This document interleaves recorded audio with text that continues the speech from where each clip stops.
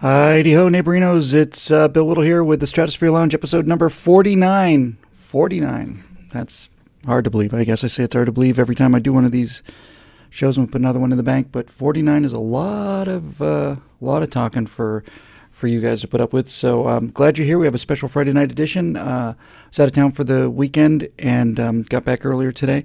I was down in Texas, and I'll tell you, I'm going to actually do a little essay on this, little mini essay. I've been kind of thinking about doing this anyway. But I'll tell you what I found about being in Texas. I found that at least 3 times, maybe more, I caught myself saying, I can't believe they let you do that. Isn't that awful? Isn't that an awful thing to say, to have an American say, I can't believe they let you do that? But really, that's what life is becoming in this country, and certainly it's what life is becoming and has become for a while now out here in the People's Republic of California. So, yeah, we were out there and staying with a friend, and we went out and he set up just a skeet trap off the what's the river? Forgotten. In fact, I won't reveal it anyway. But yeah, just had a nice yard and had a big river out back, and just set up a skeet trap, and we're blasting skeets out there. And I'm thinking, I can't believe they let you do this off your own yard. You're not at an official range, and you don't have a permit. And yeah, and everybody's out there, and you pull out handguns, you start plinking things that going down the river down there, and then on Thanksgiving night, built this fairly decent-sized bonfire. And I remember thinking, I can't believe they let you light a fire here. And it's just an indication of how free the rest of the country has become, and California especially, and just how pernicious and subtle this effect is. I really think that's the plan. You know, it's when I say plan, I don't think this gets beamed out of a small basement someplace, you know, with bearded Bolsheviks. Let me just move over a little bit. With bearded Bolsheviks down there, here's the master plan. I think this whole thing is just a sense of just the slow erosions of a unique experiment in history where people wanted to be left alone.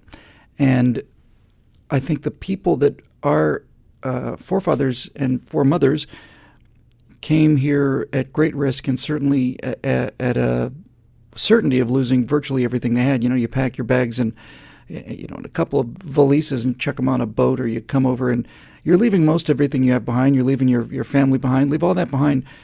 Why would you go to that trouble to leave behind the places you know, and whatever family you might have, and whatever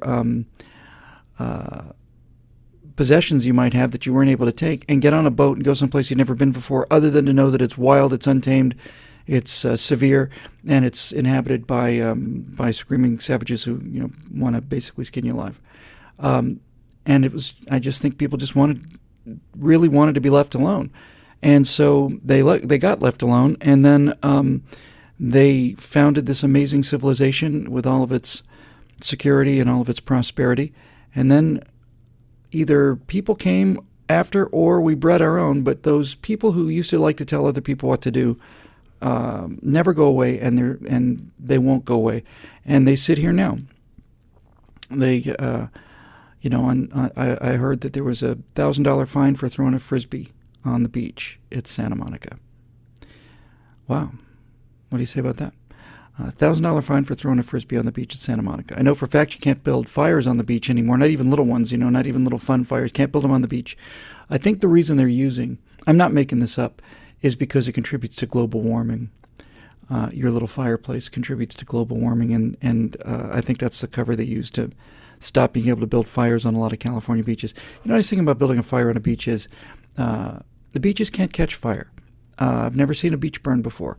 And so when somebody says you can't make a fire on the beach, some councilman or some little weenie somewhere decides that people can't build a fire on a beach, what are they really doing? Why?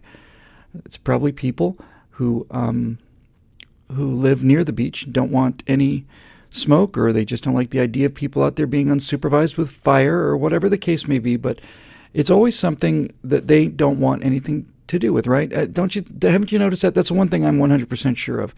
Santa Monica Airport is under fire, and has been for a long time, and I'm sure they'll close that probably in 2015. That airport was built in 1911. So it was a clover field. And so everybody that ever moved to the neighborhoods around Santa Monica Airport moved into houses that they knew were next to an airport.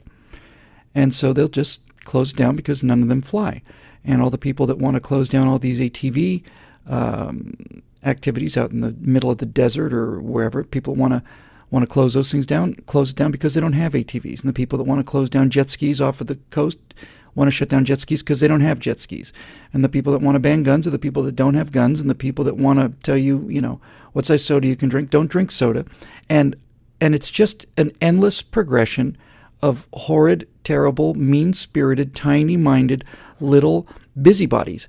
And I don't know why we don't just call them that. I don't know why we let them get away with taking the moral high ground. I think they ought to be just packed up and sent someplace where they can just tell each other what to do.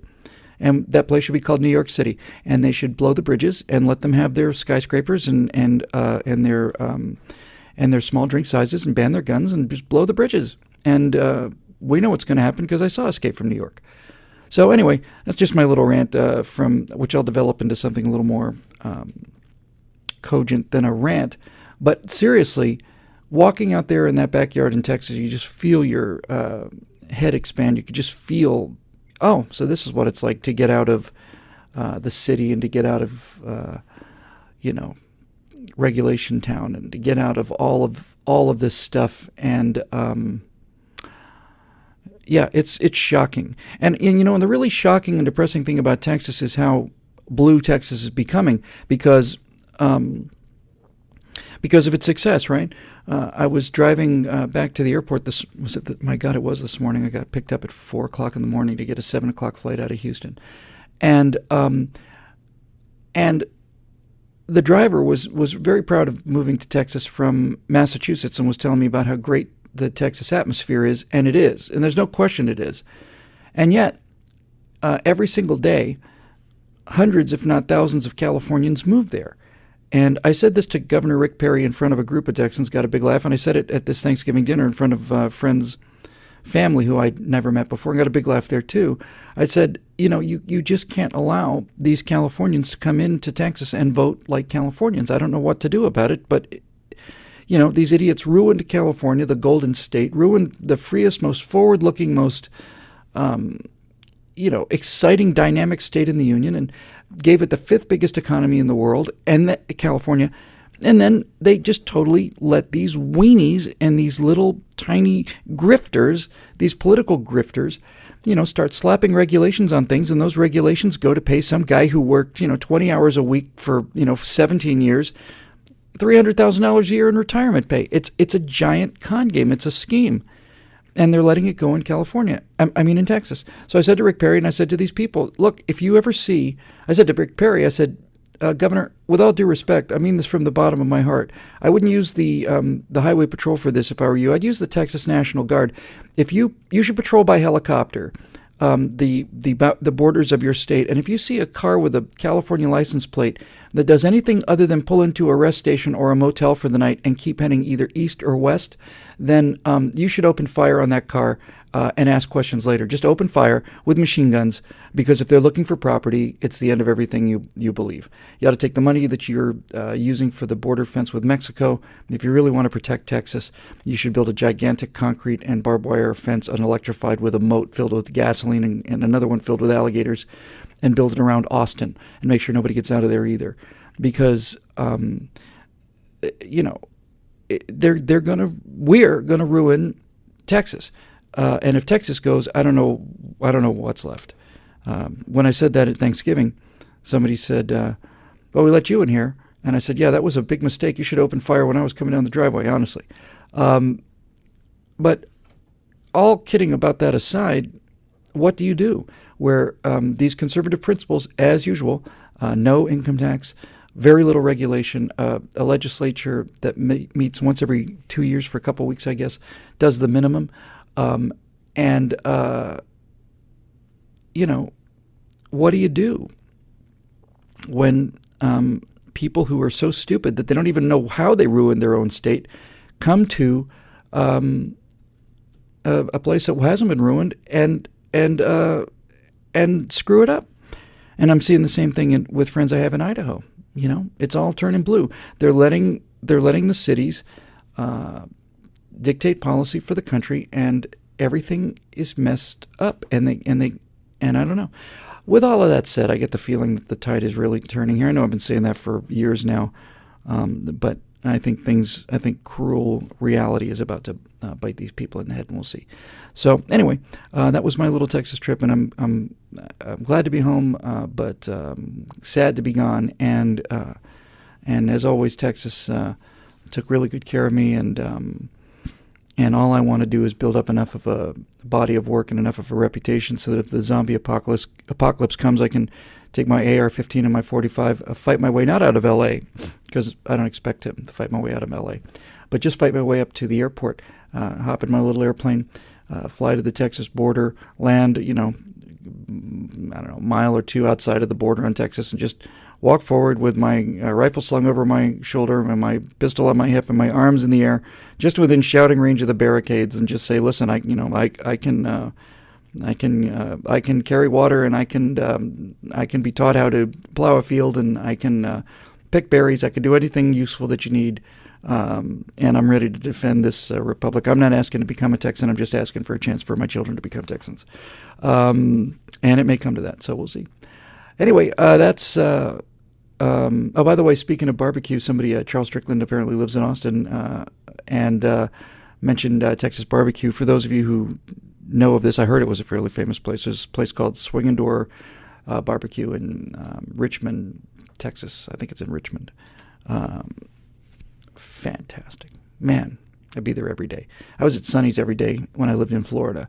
And they had that sweet tea, which if you don't come from the South, you don't understand what sweet tea is. You really have to be from the South to know what sweet tea is. Sweet tea is iced tea that's got so much sugar in it that if you take like 2 or 3 grains from a sugar packet and sprinkle it over the top, the whole thing just immediately just crystallizes into a solid amber block of awesomeness. And if you put a big stick in there, you can lick it like a lollipop for the rest of the day. Southern sweet tea and barbecue is damn delicious, and I miss it. I miss it a lot. Anyway, as usual, we got some great questions here for episode 49. So why don't we just have a little sip of water and we'll get right on these guys.